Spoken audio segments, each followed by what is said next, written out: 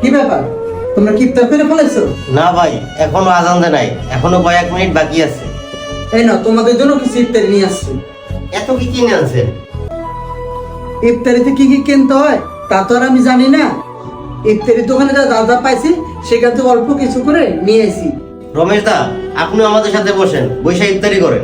আরে আমি যদি তোমাদের সাথে ইফতার করি তোমাদের কোনো সমস্যা হবে না? আরে রমেশ দা, কোনো সমস্যা নাই, আপনি বসেন। হ্যাঁ রমেশ দাদা, আপনিও আমাদের সাথে বসেন। আচ্ছা ঠিক আছে, আমি বসতেছি। ওয়াল্লাহ, এত কিছু! এমুক্তার আর কটা যায় প্লেট নিয়ে আয়। আচ্ছা ঠিক আছে, আমি আনতাছি।